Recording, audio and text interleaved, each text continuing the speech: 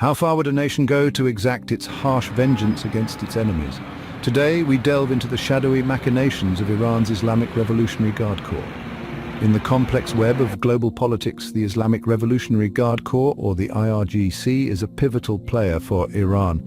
This paramilitary organization, deeply embedded in the nation's defense and foreign policies, has a clear objective: to protect the Islamic Republic against all forms of internal and external threats.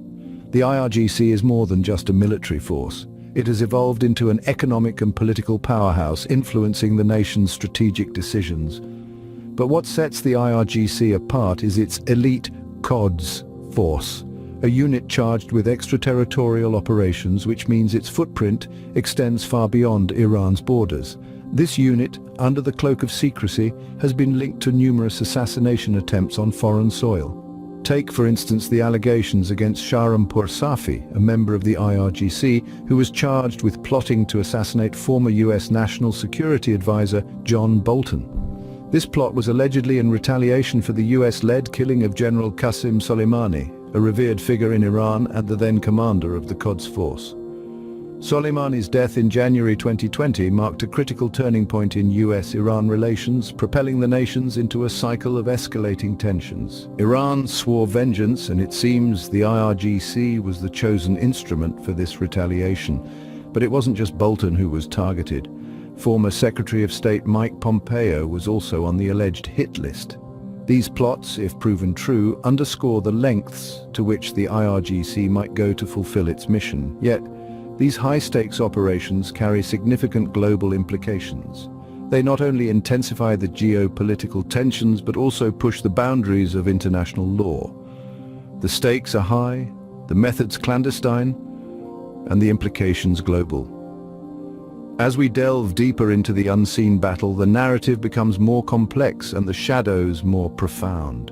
The IRGC's influence extends far beyond Iran's borders, reaching into Lebanon, Iraq, Yemen, and Palestine. It's not just a matter of physical presence, but a complex web of alliances and proxy relationships that Iran has cultivated over the decades.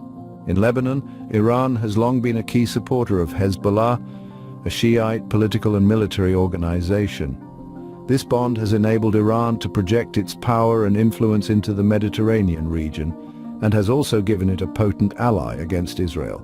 Then we have Iraq, a nation where Iran has been able to exert a significant influence, particularly among the Shiite majority. Through a network of militias and political allies, Iran has been able to shape Iraq's political landscape to its liking, often at the expense of Iraq's stability and sovereignty. In Yemen, Iran has backed the Houthi rebels in their protracted conflict against the Yemeni government and its Saudi-led allies. This support has allowed Iran to open a new front against its regional rival Saudi Arabia in what has become a devastating and seemingly intractable war. And let's not forget Palestine. Iran has been a stalwart supporter of Palestinian militant groups, particularly Hamas. Through this relationship, Iran has been able to maintain a persistent threat against Israel, its sworn enemy.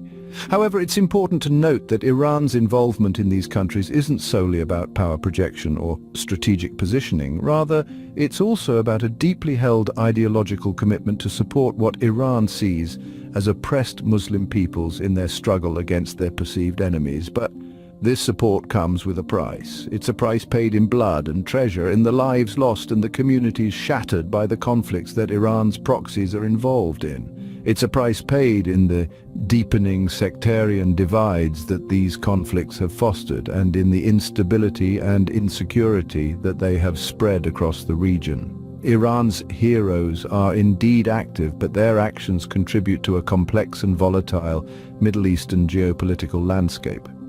In the eyes of Iran, 5 nations are fading superpowers: America, Britain, France, Germany, and Israel. This is the narrative that Iran has woven, a narrative that paints these nations as incapable and weak.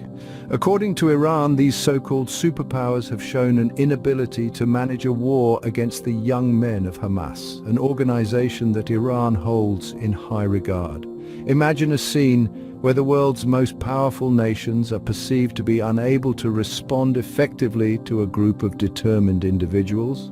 This is the lens through which Iran views the geopolitical landscape. The superpower's perceived lack of support for Ukraine in its conflict with Russia further underscores this narrative.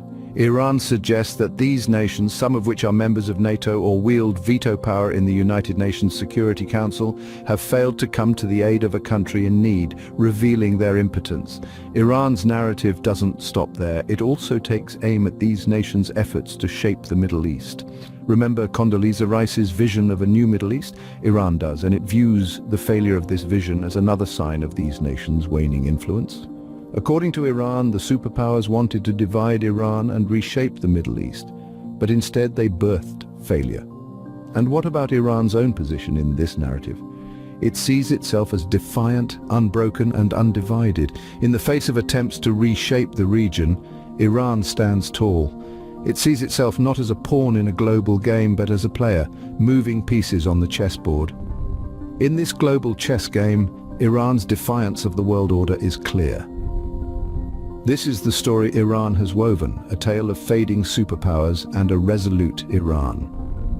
Whether this narrative holds true in the complex reality of global politics, however, is a question for another scene. When a nation seeks vengeance, the cost is often paid in innocent blood. This stark reality is one that has been all too prevalent in the ongoing conflict involving Iran and its enemies. The assassination of key figures like IRGC Commander Sayed Razi Mousavi and Iranian nuclear chief Mohsen Fakhrizadeh are potent illustrations of this grim truth. These were not random acts of violence, but rather meticulously planned operations aimed at destabilizing Iran and disrupting its power structures. Mousavi, a commander in Syria, was killed in his own home, a place where one should feel safe and secure. His death was not the result of a brave battlefield encounter, but was carried out by rockets launched by those who preferred to remain hidden. Similarly, Fakhrizadeh, the man often referred to as the father of Iran's nuclear program, was killed in a targeted attack. His assassination not only caused a significant blow to Iran's nuclear ambitions, but also sent a chilling message of vulnerability to those at the helm of Iran's power structures. However, the consequences of these assassinations extend far beyond the loss of these key figures. The repercussions ripple out, touching the lives of innocent people who find themselves caught in the crossfire. For instance, in the aftermath of Soleimani's death, innocent, helpless people visiting his grave in Kerman were killed on that fateful day of January 3, 2024. These instances of violence and death are not isolated incidents, but are part of a larger, disturbing narrative that underscores Iran's call for harsh vengeance. It is a narrative that is filled with loss and grief, a narrative that paints a picture of a country under siege, a narrative that is tragically often overshadowed by the political maneuverings on the global stage. Behind Iran's call for harsh vengeance, there is a disturbing narrative of violence and loss. Let us not forget that behind each act of terrorism, behind each assassination, there is a cost that is paid in innocent lives, a cost that is often forgotten in the grand scheme of global politics. The world is a stage, and the narratives of conflict are often a matter of perspective.